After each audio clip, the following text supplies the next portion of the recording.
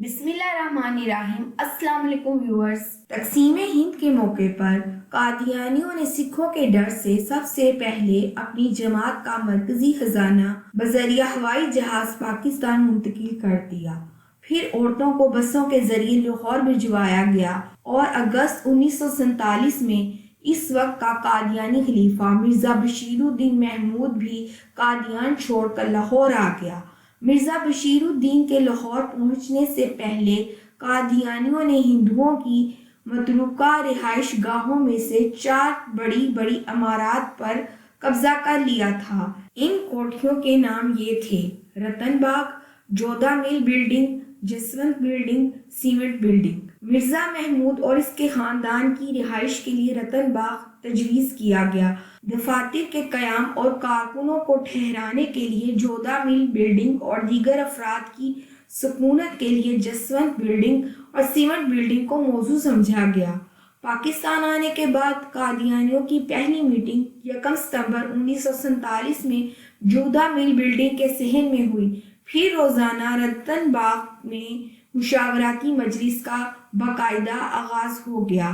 اسی دوران رتن باغ کی مجلس مشاورت میں پاکستان میں قادیانی مرکز کے لیے موزوں جگہ کی تلاش کے سلسلے میں اس وقت کے سیشن جج سرگودا چودھری عزیز احمد باجوہ قادیانی کو مشورہ کرنے کے لیے لاہور بلایا گیا۔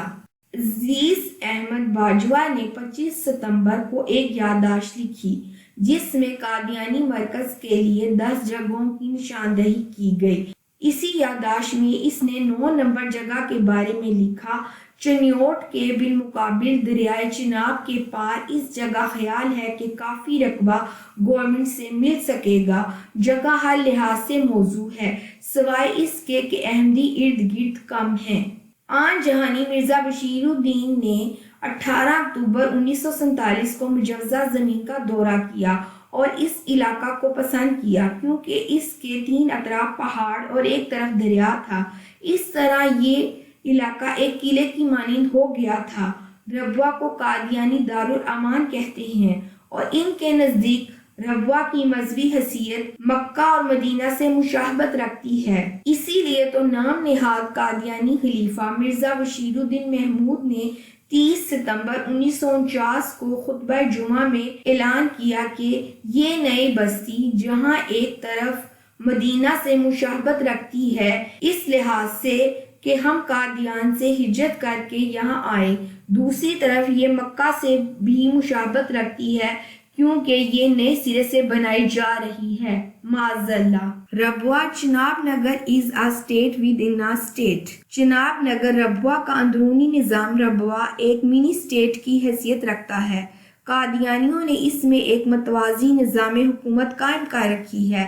یہ اپنے سربراہ کو خلیفہ کہتے ہیں اور ایک حکومتی نظام کی طرح الگ الگ شعبے قائم ہیں اور ہر شعبے کے انچارج کو جو اختیارات اور فرائض دیے گئے ہیں وہ خلیفہ ربوہ کی طرف سے دیے گئے ہیں اور ان کا تقرر اور ان کی تعداد بھی خلیفہ ربوہ مقرر کرتا ہے۔ بجٹ قادیانی خلیفہ کی منظوری سے بنایا جاتا ہے اور اس کی منظوری سے ہی جاری ہوتا ہے۔ تمام قادیانی اپنے نام نہاد خلیفہ اور اپنے نظام حکومت کے تابع ہوتے ہیں اور ملکی نظام حکومت کے کاموں میں اسی کے حکم اور اجازت سے حصہ لیتے ہیں۔ جب کوئی قادیانی ملک کے کسی اعلیٰ عہدے پر فائز ہوتا ہے یا فوج میں بھرتی ہوتا ہے یا کوئی اور ملازمت اختیار کرتا ہے تو اس کی وفاداری اپنے نام نہاد قادیانی خلیفہ سے ہی ہوتی ہے، نہ کہ پاکستان سے۔ قادیانیوں نے اپنے سیاسی غلبہ کے لیے جو منصوبہ تشکیل دیا ہے، اس منصوبے کی تکمیل کے لیے وہ جس طرح اپنے آپ کو منظم کیے ہوئے ہیں اور اس مقصد کے لیے وہ جس پیمانے پر کثیر سرمایہ خرچ کر رہے ہیں، اسے دیکھ کر صاف معلوم ہوتا ہے کہ پاکستان میں اس گروہ نے ریاست کے اندر اپنی ایک ریاست بنا رکھی ہے جس سے حکومت کی رٹ بھی چیلنج ہوتی ہے۔ 1974 سے پہلے ربوہ میں کسی مسلمان کو داخل ہونے کی اجازت نہ تھی۔ اگر کوئی مسلمان مسافر بھولا بھٹکا یہاں پر داخل ہو ہی جاتا تو اسے کئی دن حسب وجہ میں رکھا جاتا۔ یہاں کا ایک نام نہاد سیکورٹی افسر اس کو دردناک اذیتیں دیتا اور انٹیروگیٹ کرتا، یہاں تک کہ کئی نوجوانوں کی اسی دوران موت واقع ہو گئی۔ قادیانیوں کی یہ ریاست بظاہر غیر مرئی ہے مگر حقیقتاً بڑی طاقتور ہے۔ اس ریاست کی تنظیم اور اس کے کام کی ٹیکنیک یہودیوں کی عالمی تنظیم فری میسن سے ملتی جلتی ہے۔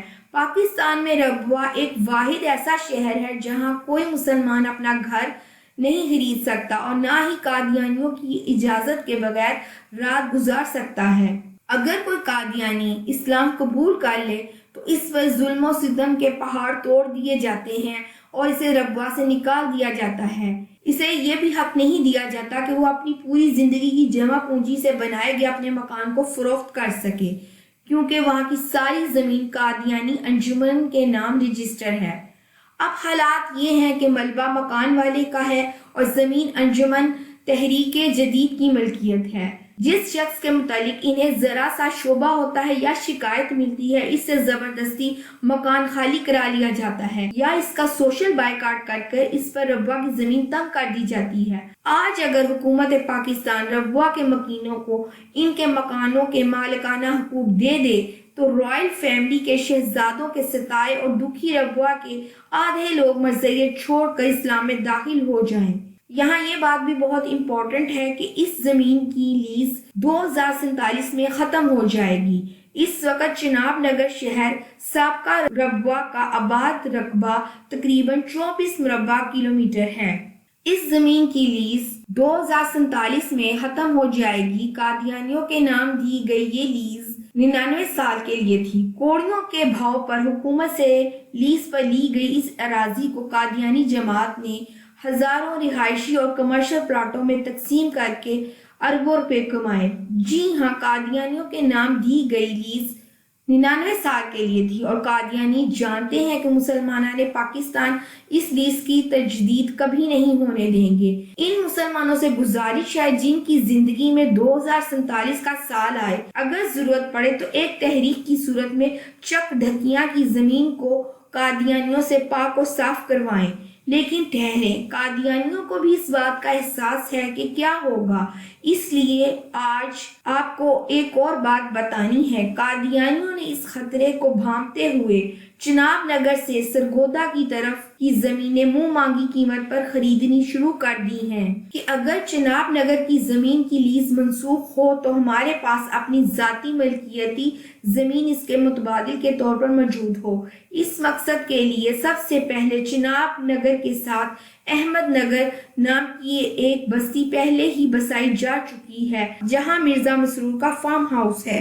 اطلاعات کے مطابق وہاں سے آگے بھی 4-5 گنا زیادہ قیمت پر دھڑا دھڑ زمینیں خریدی جا رہی ہیں اور ہمارے نام کے مسلمان پیسوں کے لالچ میں قادیانیوں کو اپنی زمینیں فروخت کر رہے ہیں، بالکل ایسے جیسے فلسطین میں یہودیوں نے منہ مانگے دام دے کر مقامی مسلمانوں سے زمینیں خریدیں اور اب وہاں اسرائیل قائم ہے۔ اطلاعات کے مطابق قادیانی سرگودا کی حدود تک پہنچ چکے ہیں۔ قادیانیوں نے اپنے نئے شہر کا نام احمد نگر رکھنے کا سوچا ہوا ہے، اسی لیے یہ بستی سب سے پہلے قائم کی گئی ہے۔ ہمیں مملکت خداداد پاکستان میں ایک اور اسرائیل بننے سے روکنا ہوگا۔ اس کے لیے لوگوں کو بتانا ہوگا کہ تھوڑے سے دنیاوی فائدے کے لیے اپنی آخرت کو برباد نہ کریں اور اپنی زمینیں قادیانیوں کو نہ بیچیں، ورنہ ہمارے ساتھ بھی وہی ہوگا جو فلسطینیوں کے ساتھ ہوا ہے۔ اب بھی وقت ہے کہ پاکستانی مسلمان قادیانیوں کی ان تحریبی کارروائیوں پر نظر رکھیں اور ان کی سازشوں کو ناکام بنائیں۔ آخر میں اللہ تعالیٰ سے دعا ہے کہ وہ ہمیں قادیانیوں کے شر اور سازشوں سے بچائے، آمین۔ چینل کو سبسکرائب کرنا نہ بھولیں، ویڈیو کو لائک کریں، شیئر کریں اور کمنٹ سیکشن میں اپنی رائے کا اظہار ضرور کریں۔